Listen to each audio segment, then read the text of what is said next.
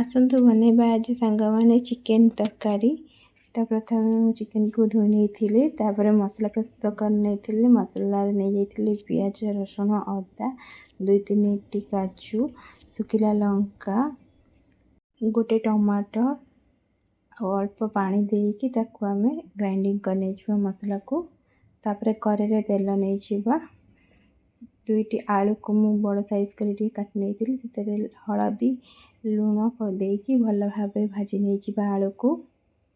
आलू आमर भल भाव भजा हो गला आम आलू को काढ़ी नहीं कड़े गोटे तेल देकी खंड मसला देकिना खंड मसला नहीं दालचीनी गुजराती अलैच तेजपत्र देकी भल भाव भाजी नहीं तापर काटी रखी पियाज को देदेबा तापर लंका गुंड देदेबा मसला देकी लुण स्वाद अनुसार देदेबा हलदी गुंड देकी मसला को कषि नहीं चिकेन मसला गरम मसला देकी अल्प टिके कस्तूरी मेथी पकईदबा टेस्ट भल आसापी कि तापर आम धोई रखी चिकेन को से देकी कषि नहीं चिकेन को भल भाव चिकेन आमर अल्प कषि आसला भाजी रखी आलू को से देकी आ किसी समय कषि नहीं चिकेन को।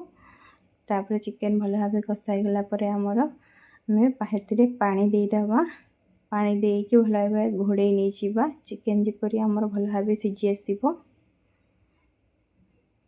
मझे मझे देखुवा चिकेन है कि नाई। तापर आम चिकेन हो आसला से चिकेन मसला भाजी रखी धनिया पत्र देकिना तरकारी को काढ़ी नहीं प्रस्तुत होमर चिकेन करी।